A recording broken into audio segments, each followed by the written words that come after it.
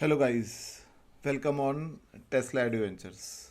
In this video, we are going to discuss the involvement of Bernoulli's theorem in blowing away of the roof of home in thunderstorms, as well as the lifting off of an aeroplane and atomizer. So first of all, let us discuss the blowing away of roof. So we know that I am talking about the homes which are having a temporary roof, like roof of metal or roof of wood. Okay, so in those kind of roof, what happens that when thunderstorms occur outside the home in which the velocity of air is very high, then a thunderstorm creates a suction. Now, suction means a low pressure zone. Now, what is low pressure zone? So, when the velocity of air is very high, then we know that according to Bernoulli's theorem, the pressure of air becomes very low. So, when thunderstorm occurs, the velocity of air is of very high order, and the pressure inside the thunderstorm becomes very low. Now you can see that this is the roof, temporary roof of a home, and the air inside the home is not having a higher amount of velocity, and therefore the pressure inside the home is almost 1 atm, and pressure outside this roof is less than 1 atm, and therefore we can say that a lifting force is acting on the roof in upward direction, which would lift off this roof. So this lifting force is acting on the roof in the upward direction, and due to this lifting force, this roof gets lifted off inside the thunderstorm and gets blown away. And you must have seen the English movies or Hollywood movies in which uh, there is a scenario in which there is a strong thunderstorm which is occurring in a city, and all the cars, all the roof of the homes, all the things gets blown away with that thunderstorm. This obviously occurs due to the fact that inside that thunderstorm a low pressure zone is created, which is also referred as suction. So that sucks all the things inside it, and that scatters those things in different areas. So this is the reason in due to which this roof of the homes gets blown away in the thunderstorm.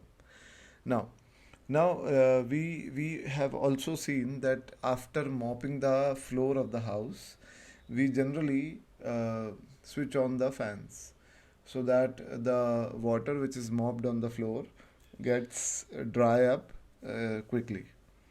So this is also due to the Bernoulli's theorem, and we can easily say that when we switch on the fan, then the air starts to blow on the top of the floor, and the velocity of air increases due to the fan, and that due to that increased velocity of air, the pressure of air decreases above the floor, and the water which is being mopped on the floor gets blown into that lower pressure zone, and the molecules of H2O dissociates their bond and gets vaporized into the atmosphere quickly. So this is the fact due to which we generally switch on the fans to dry up the mopped water quickly. Now let us discuss the lifting off of an aeroplane. So you must have observed while traveling somewhere from aeroplane that aeroplane first of all moves to the main runway by the wheels, and then on the main runway aeroplane pilot just switches on the jet engine of aeroplane, and aeroplane runs with a very high speed on that runway, and after some time that pilot uh, adjusts the wings and aeroplane gets lifted off the ground. So first of all, the fact that aeroplane needs a jet engine is due to the scenario that to get lifted off, aeroplane requires a certain amount of air velocity with respect to it. But obviously, in any condition, air is not blowing in the same direction which is required with the required velocity. So aeroplane needs to run with respect to air, so that air is also blowing with respect to aeroplane with that certain velocity. So aeroplane runs on runway due to the jet thrust, and the velocity of aeroplane with respect to the air is exactly the velocity of air with respect to the aeroplane. So the air is blowing in the backward direction with respect to aeroplane while it is running on the runway with the jet engine on. And suddenly, when if you are observing the aeroplane wings from top of the wing seat, so you would have observed that the pilot adjusts the rear part of the wings, which are adjustable. So by adjusting those rear parts, pilot is manipulating the velocity of air above the wing and below the wing.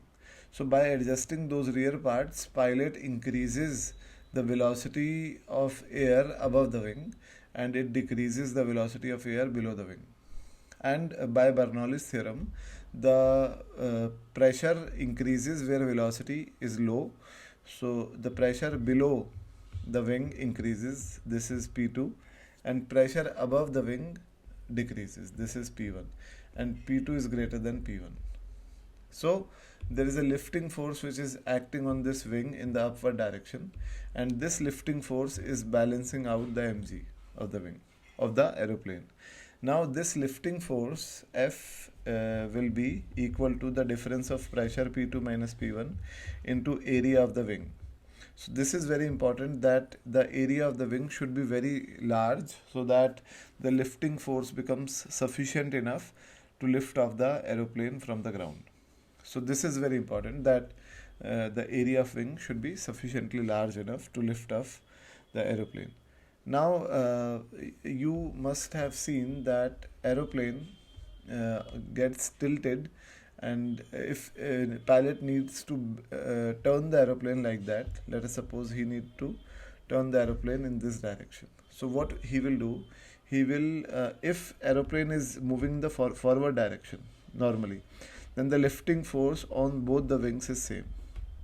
But if aeroplane is needed to turn in this direction, let's suppose in this direction, then pilot will increase the lifting force on this wing and decrease the lifting force on this wing. So F1 would be greater than F2. This F1 would be greater than F2. And if this F1 is greater than F2, the aeroplane will tilt in this direction like that. I'll show the diagram. It will tilt like that, and hence it will turn like that.